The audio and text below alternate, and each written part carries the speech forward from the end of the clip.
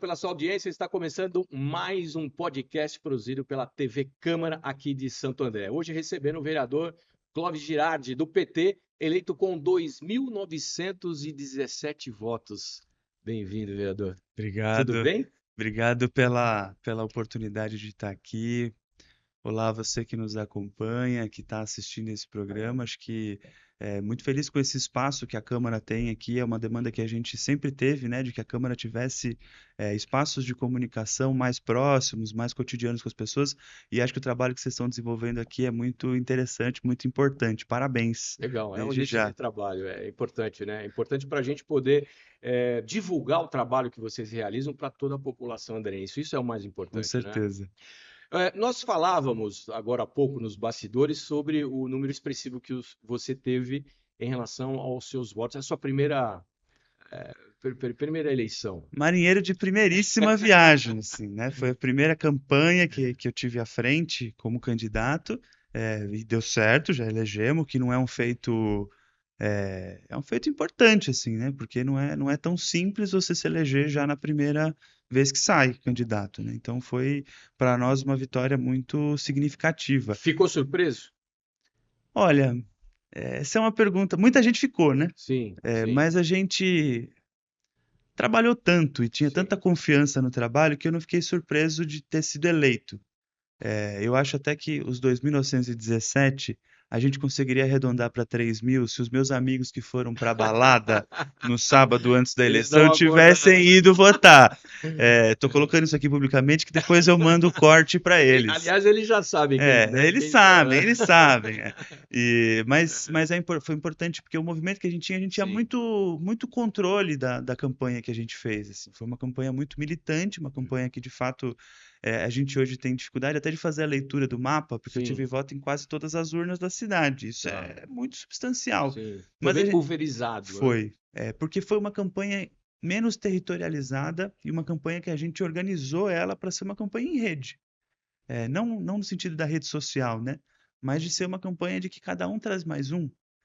E esse mais um não é necessariamente do mesmo bairro, não é vizinho e tal. É um mais um que pode ser pessoa do Jardim Utinga está trazendo alguém do Parque Andreense. Sim, sim. E a gente nunca fez questão que fosse extremamente localizado a atuação, que ela de fato chegasse na cidade toda.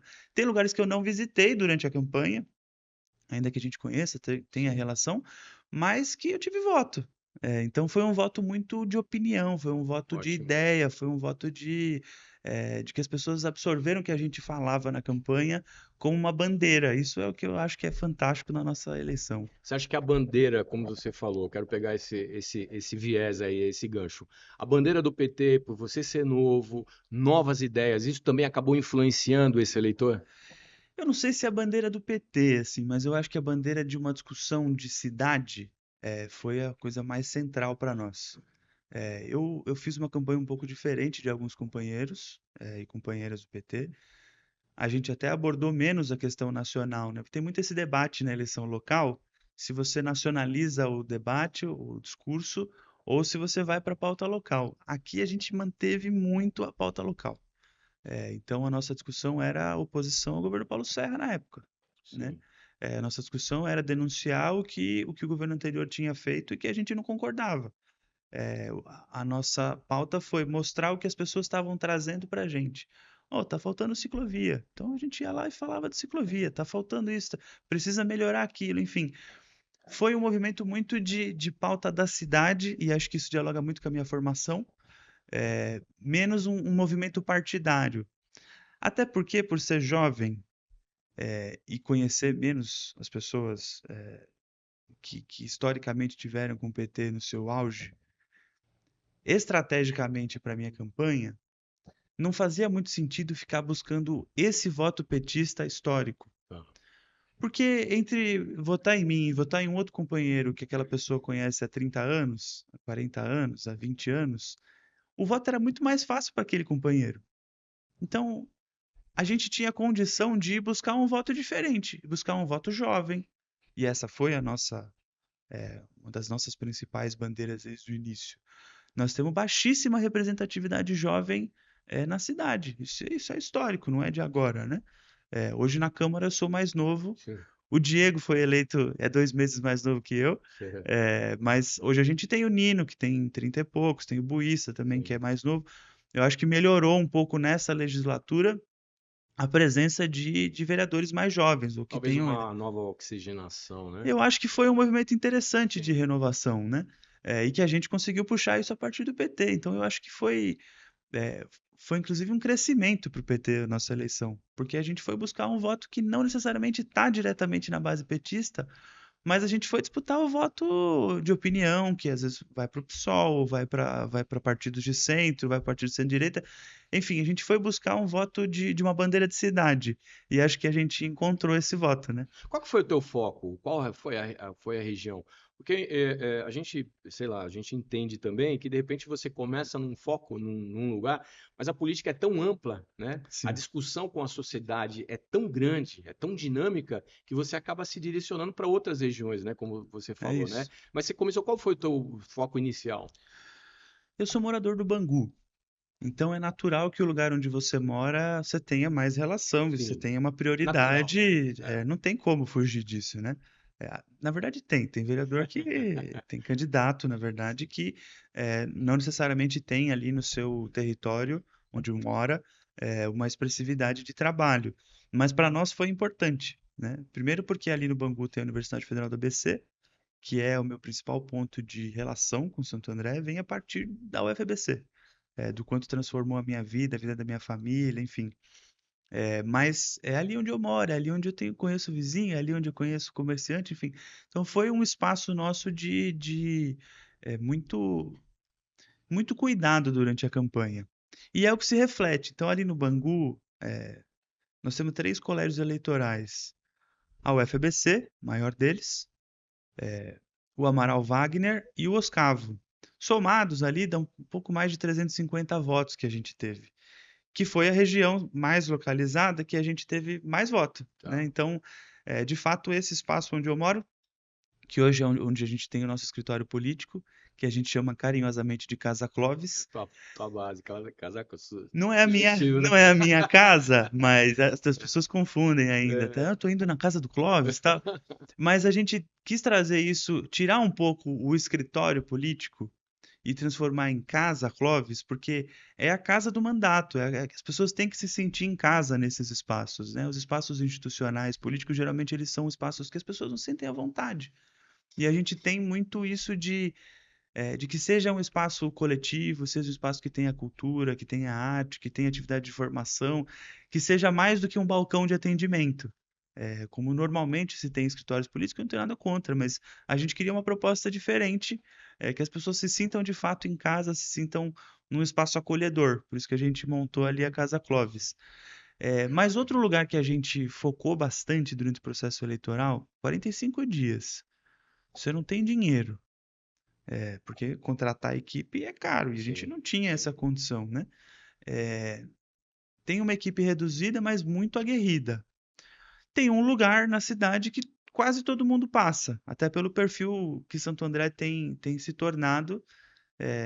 Eu não gosto do termo, mas para todo mundo entender, é cidade dormitório, né? As pessoas dormem aqui, saem todos os dias para trabalhar e voltam à noite. Tem um lugar que as pessoas passam todos os dias para ir para São Paulo, que é a estação.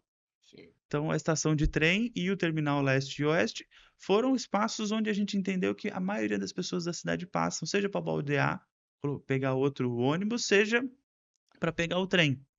Então, é onde a gente começava o dia durante a eleição. Foram 40, não foram 45, porque até chegar o material demora um pouquinho, Ali mas era a concentração diária. diária. A gente É, começava 5 da manhã, dependendo de quem estava mais afim, com as 4, porque já tem muito trabalhador e trabalhadora se movimentando na cidade a partir das 4, 4h30, quando começam os ônibus a circular e tal, já tem gente na rua. E esse trabalhador é importante da gente conversar, sim. porque sai 4h30 da manhã, volta às 6 horas da tarde, e tem o vínculo com a cidade muito perdido, né?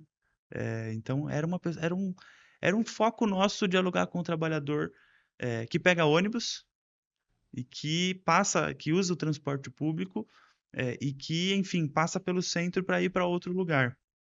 A gente começava então ali às 5 da manhã, todos os dias, e ia até umas 9, 10, porque 9h10 começa a chegar o trabalhador de outra cidade. É o movimento inverso isso. É É o interessante depois. contrafluxo, né? É o contrafluxo, porque de manhã, entre 5 e 7 da manhã na estação, você acha a pessoa de Santo André que está indo trabalhar em São Paulo. Então ela desce do ônibus e vai para a estação. A partir das 8h30, 9, você tem um movimento contrário. Tem pessoas que estão vindo de Mauá, de Rio Grande, de Ribeirão e que vêm trabalhar no comércio ou no setor de serviços aqui em Santo André. Então, para nós já não interessava mais, porque depois das 9h10 você já muda um pouco o eleitorado. Então, a nossa panfletagem ali, e nós entregamos muito, muito panfleto, milhares e milhares de panfletos, falando de tarifa zero, que aí foi a principal bandeira nossa, falando de bandeiras, Sim, né? sim. Que deu liga a todas as outras propostas, todos os outros movimentos que a gente buscou na campanha. Ele tinha um pano de fundo que é a tarifa zero, que é o transporte gratuito, que é o acesso e o direito à cidade sendo garantido, né? Então, esse é um debate que a gente, inclusive, puxou muito agora nesse início de mandato. Pegando isso aí, tarifa zero, é possível a gente realizar isso em prol da população numa cidade como Santo André? Nós temos hoje 127 cidades no Brasil com tarifa zero. 127 cidades no Brasil com tarifa zero. São quase 127 modelos diferentes de tarifa zero. Então, assim, você não tem muito um padrão de como é seguido. Mas o Brasil é o país no mundo que mais tem municípios com tarifa zero. Nenhum outro país do mundo tem uma cultura de tarifa zero tão pujante quanto a nossa, sobretudo depois da pandemia. Mais do que saber se é possível, eu acho que é dizer quando é que nós vamos implantar tarifa zero. Porque o sistema atual está em colapso. Tá. Não sei se vocês viram dados da pesquisa OD, pesquisa Origem e Destino. Sempre o transporte coletivo, historicamente, ele teve acima no número de viagens do transporte individual. Pela primeira vez na história, essa curva se inverteu. Então, hoje a gente tem mais gente usando o transporte individual do que usando o transporte coletivo. Isso na região metropolitana de São Paulo. Esse é um dado que mostra que o transporte coletivo, da forma como está hoje, um transporte caro, Não funciona. que não funciona, que atende mal as pessoas, seja pela qualidade do carro, seja pelo tempo que as pessoas demoram para conseguir acessar o transporte, seja pela insegurança no ponto de ônibus, que nem abrigo tem, na grande maioria das cidades. Não só em Santo André, mas Santo André é crítico, viu? Aliás, depois a gente fala, durante a pré-campanha, a gente lançou um programa chamado Meu Ponto, Minha Vida. Bom, meu ponto, minha vida. Vamos falar Porque disso. as pessoas passam muita parte do tempo no ponto de ônibus. De domingo você chega a esperar 2 horas um ônibus no ponto. Dá para escrever um livro, né? Quantas histórias passam Quantas a histórias, partir de quanto você está parado no ponto de ônibus e nem o celular você pode pegar para distrair porque alguém veio te roubar. Ainda mais na sensação de Sim. insegurança que a gente tem em Santo André. Então, o ponto é mal cuidado, o ponto não tem onde você se abrigar do sol ou da chuva, o ponto não tem informação se você está passando pela primeira vez naquele lugar de qual ônibus passa ali. O ponto muitas vezes está cheio de mato, está deteriorado, enfim, a gente denunciou muito isso de como Sim. os pontos de ônibus são maltratados na cidade.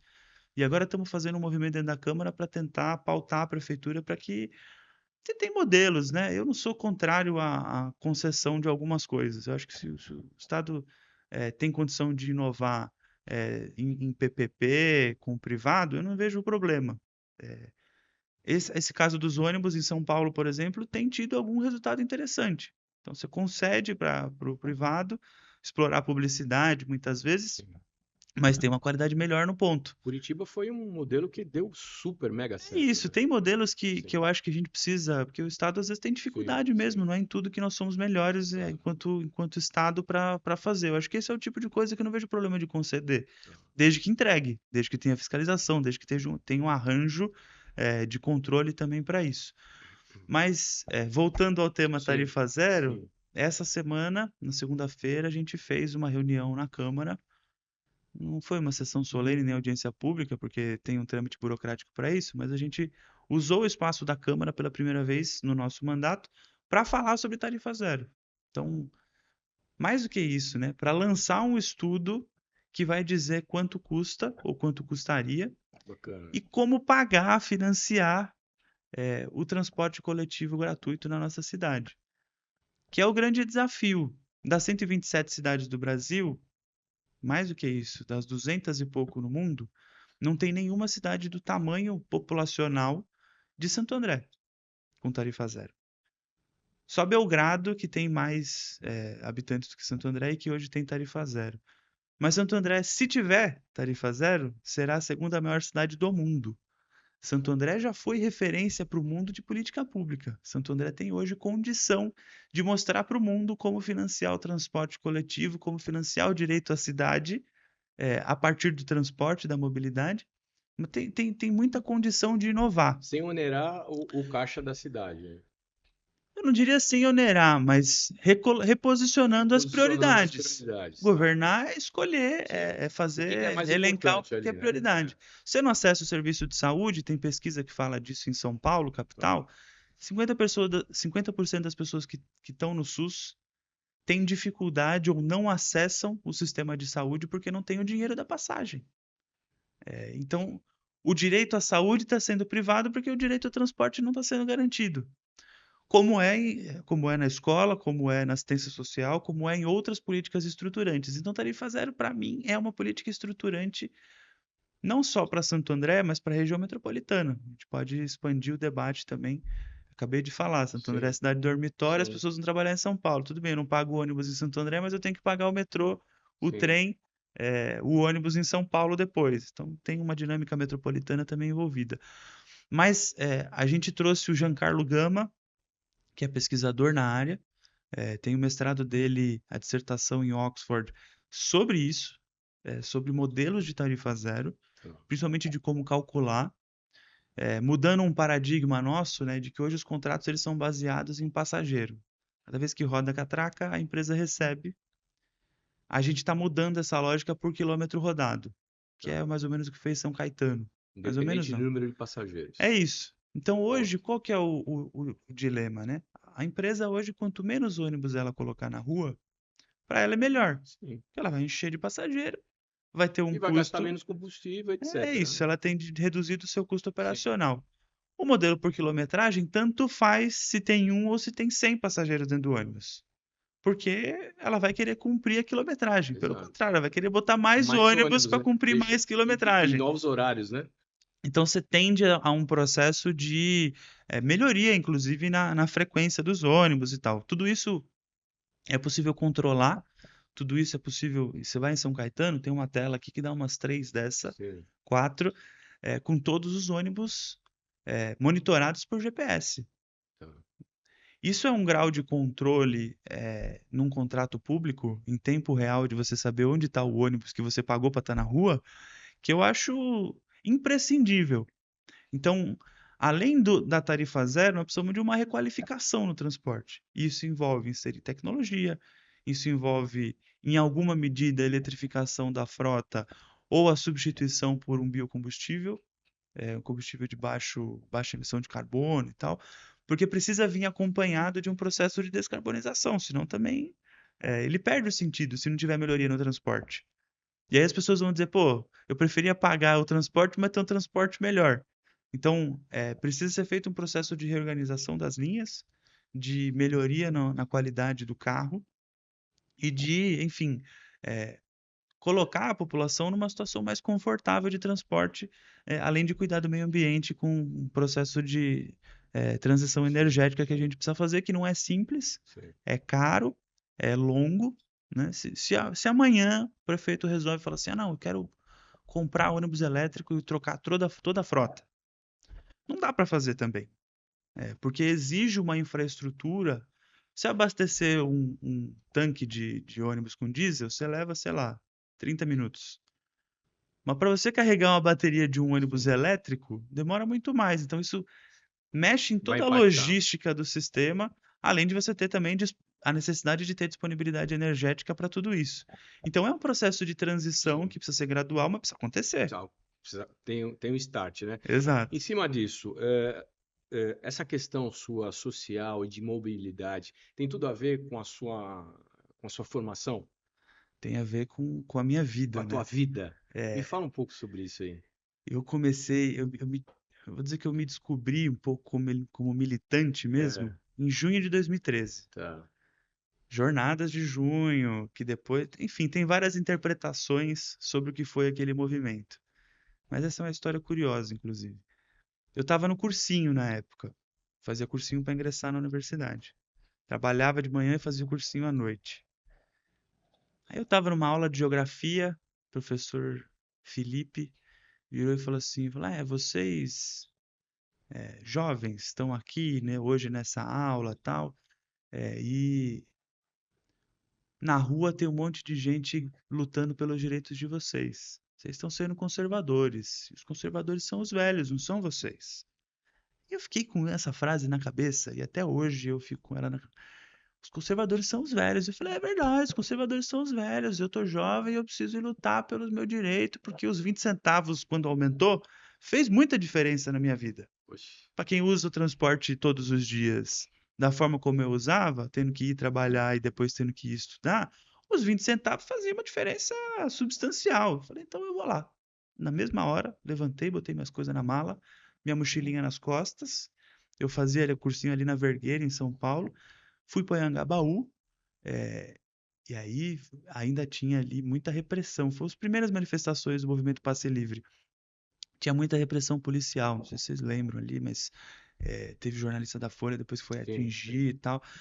Foi um movimento pesado de repressão ainda da polícia do nosso hoje camarada Alckmin, vice-presidente, que a gente aprendeu a conviver. Mas ali havia um movimento muito forte de repressão e foi onde eu tomei tiro de bala de borracha, foi onde eu tomei cacetete. Imagina, um molecão, Sim. Quantos anos você tinha na época? 18 18 anos. anos. Já, então, um molecão, Já era militante, falei, né? não, eu vou para cima agora, não Sim. quero saber e tal. E ali foi onde eu senti o quanto lutar por alguma coisa podia ser doloroso, fisicamente, inclusive, mas não foi a dor física que fica. Fica depois o questionamento de, pô, por que que aquele cara me bateu? É. Por que é que eu tive por que que eu gerei aquela reação nele se eu só quero diminuir o valor da passagem? Tinha lá Black Bloc e tal, querendo quebrar alguma coisa. Sim, sim. Tem isso. Foi na época do Black Bloc. Mas eu não estava nesse movimento, entendeu? Sim, Por que sim. que eu tinha que ser atingido por alguma coisa? Por que que eu tinha que ir para casa? O que que eu estava fazendo ali? Qual era a ordem que eu estava tentando romper que fazia com que eu tivesse repressão daquele jeito? Muitas reflexões, né? Com 18 anos, 18 anos. você começa a Sim. viajar. E aí foi onde eu comecei a tentar entender o que que é que eu estava vivendo. E depois eu fiz mais um ano de cursinho ainda, que eu não ingressei. Eu queria Tá. só fazer arquitetura na FAUSP. Você Isso é começou com uma engraçado. ideia de ser arquiteto. Eu só queria fazer arquitetura. Tá. Desde os meus 5 anos de idade, eu queria fazer arquitetura. Tá. A galera no Natal, meus primos lá, queria ganhar brinquedo, não sei o quê, carrinho, bicicleta e tal. E eu queria ganhar coisa de desenhar, entendeu? Eu queria ganhar canetinha, queria ganhar essas coisas, assim. E eu sempre tive uma habilidade artística, criativa e tal.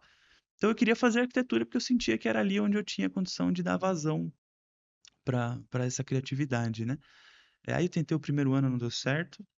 Até não fui mal, mas enfim, o segundo ano também não deu certo. Aí no terceiro ano você começa a tirar para mais lados, né? Porque você fala, pô, Tem talvez um não campo seja só vasto aqui. arquitetura na USP que eu possa. Aí eu passei em tudo. Tá. Passei na Unicamp, na Unesp, minha nota dava para entrar em qualquer federal, só não passei em arquitetura na USP. E aí eu olhei para a UFABC e falei, pô, do lado de casa, né? Vou lá fazer engenharia e tal. E aí, depois não fiz engenharia, fiz planejamento territorial. Mas esse movimento de junho de 2013 migrou muito, colocou muito questionamentos que depois me tornaram um bom militante. Depois eu conheci o Partido dos Trabalhadores e aí foi onde as coisas foram se desenvolvendo. Mas essa luta, a partir dali, então de 2013 agora 2025, como agente político institucional, estou lutando pelo transporte gratuito. Legal. Então isso é muito presente. Queria ir para a Câmara Bora. agora. 100 dias. E aí? Está surpreso? Como é que você está se sentindo? Como é que você está nessa adaptação? de um novo momento na sua carreira? Cara, eu vivi o Legislativo Paulista, É, trabalhei na Lesp com o deputado Maurici, sim, num outro contexto, era assessor parlamentar ali, ainda que eu tivesse um monte de responsabilidade de um aprendizado muito importante.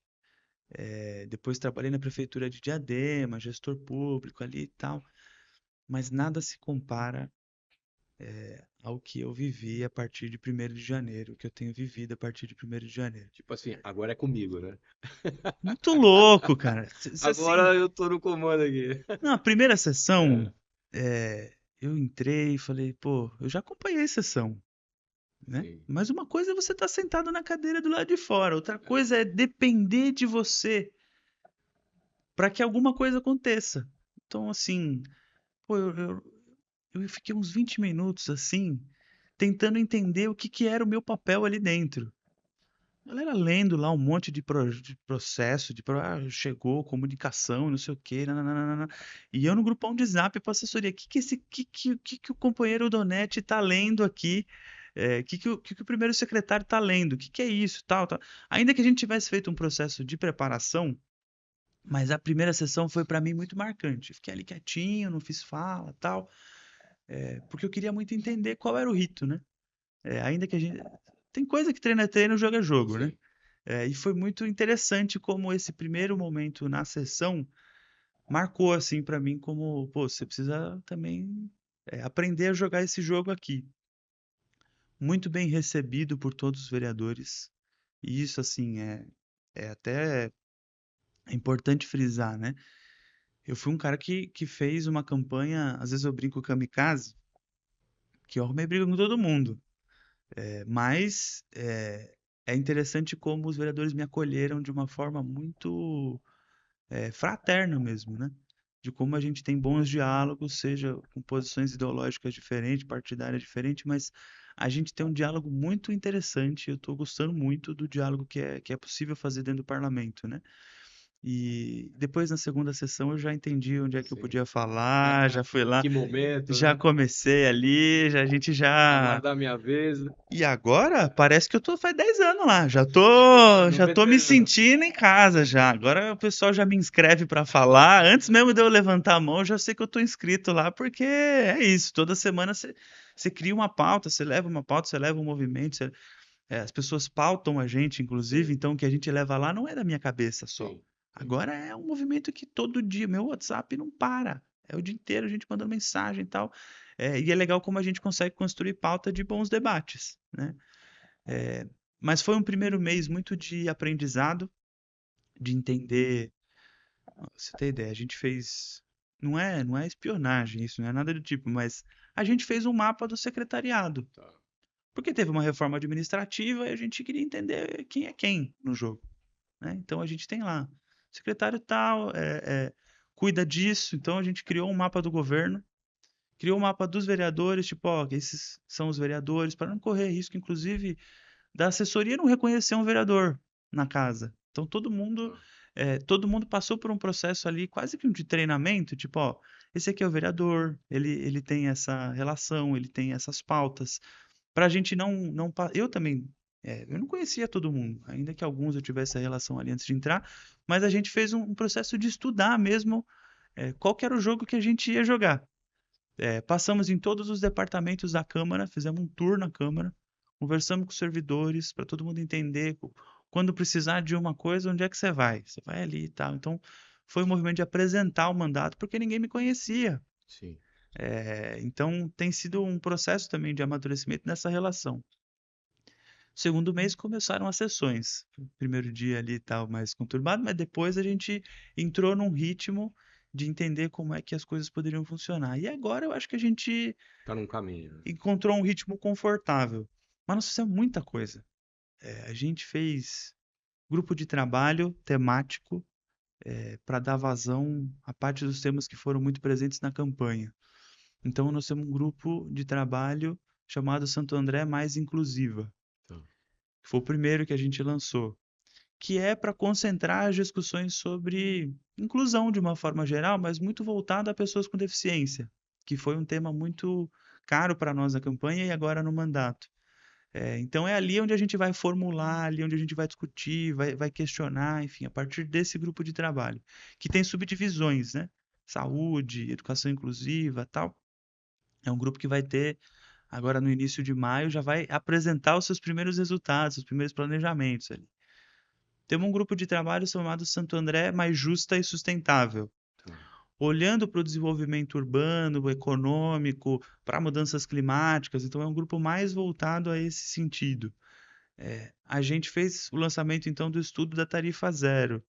Então, foram grandes temas que a gente discutiu, e não esgotamos ainda os temas discutidos, mas que a gente conseguiu dar vazão a essas atividades mesmo, essas discussões. Então, agora vai começar a colher os frutos dessa sementinha plantada nesses grupos de trabalho que vão discutir, vão ter proposituras e a gente vai levar para a Câmara. Parece que tem uns grupos de lideranças também, né? Que estão em formação, é isso? Exato, é o nosso É, programa de programa de embaixadores. embaixadores. É muito interessante, assim, eu tive a oportunidade de passar por vários processos formativos Tá. de formação política e cidadã na minha vida, para além da acadêmica. Então, ali o coletivo do deputado Maurici ainda hoje faz processo formativo com toda a militância que está no entorno do mandato de deputado. E eu senti que a gente precisa de um instrumento de participação que vá além também não sei se é o melhor termo, mas que vá além do balcão, né? Eu sou munícipe, eu chego lá e falo pro vereador, ó, eu preciso resolver esse problema. E aí o vereador se vira. É uma forma de participação, mas a gente queria um pouco colocar o povo como protagonista. Então a gente vai formar essas pessoas para que sejam protagonistas. A gente fez um processo seletivo, tivemos mais de 40 pessoas inscritas, selecionamos 13, passaram por 3 processos de De formação. várias idades. Várias idades, a maioria jovem, porque dialoga muito com o público, né? Mas tem pessoas de todas as idades. Tem Sim. pessoas de 70 anos, tem pessoas de Bacana. 19, É. e é muito legal como o grupo convive muito bem, se integra muito bem, e estão passando por um processo de formação cidadã, voltada à participação, a entender os poderes, enfim, formação política, de entender os limites, potencialidades de mandato e tal. E ao final de comunicação, e ao final do processo, esses embaixadores vão passar por eu não sei se não é é uma atividade formativa também, mas eles vão ter que desenvolver de forma muito mais prática. Tá. Eles vão construir um projeto de lei, e vão ser responsáveis pela Legal. mobilização para aprovação desse projeto. Então, eles vão redigir o projeto. Primeiro vão ter que escolher qual é o tema que eles querem abordar e como transformar isso num projeto de lei. Depois, a estratégia de comunicação e de diálogo com os parlamentares. São eles que vão fazer, não sou eu. Então, os Sim. embaixadores do mandato vão lá Bem legal. conversar com os vereadores para falar a importância desse projeto. E depois vão apresentar isso num momento que a gente vai fazer na Câmara, inclusive, apresentar isso para um conjunto de pessoas, tanto os professores e palestrantes que passaram pelo processo formativo, quanto outras pessoas, tipo deputados que a gente tem a relação, que vão também aprender, e a gente quer exportar esse modelo de participação. Achei ótimo. Então, Vereador, nós estamos chegando no final. pô, já? Se deixar, eu fico umas 4 Passou horas rápido. aqui, Isso aqui é um viu? programa para acho que É. umas 2 horas, né? Porque tem conteúdo. Isso que é muito legal. Você já faz parte de uma comissão, né, na Isso. casa. Eu queria que você falasse sobre isso. E nesses 100 dias, o que você já produziu em termos de projetos de lei? Tá. Eu sou planejador territorial, então a gente brigou muito para que eu tivesse uma posição que tivesse relação com a minha formação. Então, nós conseguimos aí, com o apoio dos vereadores da casa, com o presidente articulando isso também com a gente. Aliás, o presidente Carlos Ferreira, ainda que a gente tenha diferenças ali ideológicas partidárias, mas é um grande parceiro, assim, é um grande líder da nossa Câmara, e eu acho que a forma como ele conduz essa autonomia, essa independência do legislativo em relação ao executivo é algo que eu admiro bastante. As câmaras não podem ser puxadinhos do executivo como normalmente são. E é importante que a gente mantenha essa postura e tenha isso como um princípio, né? Mas eu virei presidente da Comissão de Desenvolvimento Urbano da Câmara. E pelo prazo de validade nosso das legislações, nesse ano o governo deve enviar para a Câmara o plano diretor, que é o nosso conjunto de... E a lei de uso e ocupação do solo, enfim, a partir disso tem transformação, mas é a nossa legislação urbanística que diz qual cidade a gente quer daqui 10 anos. Então, o plano diretor de 2014 chegou ao fim. É importante da gente avaliar como ele transformou Santo André, que direcionamento a gente deu para Santo André. E agora a gente vai ter um debate sobre qual é a Santo André do futuro que a gente quer, né? Então, isso para mim é muito importante estar nesse espaço. Até por isso que a gente fez o grupo de trabalho nesse sentido, para também subsidiar, Tudo correlacionado. trazer universidades para dentro, né? Então, a UFBC, a USC, os outros espaços institucionais para fazerem esse debate com a gente.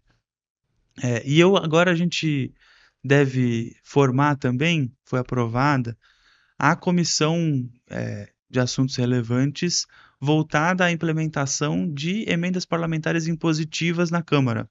Esse também é um debate que, desde o primeiro dia, eu estou tentando pautar para que os vereadores tenham condição de, dentro do orçamento, dizer para onde é que a gente quer direcionar recursos, atendendo à demanda da população.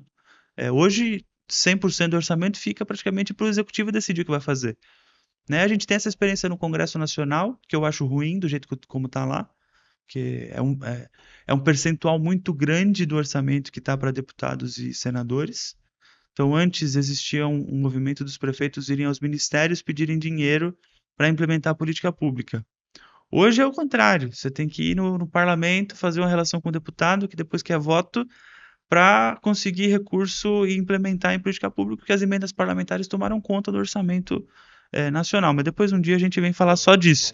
Mas é uma segunda comissão que eu também vou fazer parte, né? Legal. E dos projetos de lei, eu destaco muito o Parlamento Jovem, Sim. que a ideia é trazer crianças e jovens para viverem a experiência de serem vereadores e vereadoras e assessores parlamentares.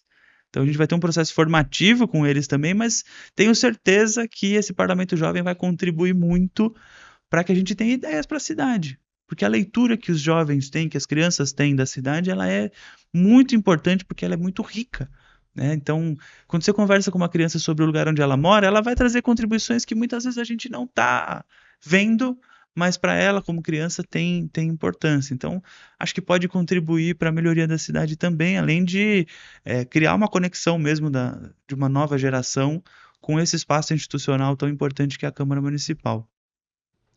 A gente apresentou um projeto que substitui o nome do viaduto Castelo Branco, que foi presidente durante a ditadura militar, e que está sendo homenageado ainda num espaço da cidade, por Eunice Paiva, que foi homenageada no filme Ainda Estou Aqui, que a gente entende que teria muito mais importância para a cidade do que ainda continuar mantendo o nome ditador ou membros da ditadura no Brasil.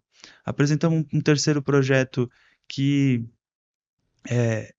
isso é interessante porque veio a partir de visita.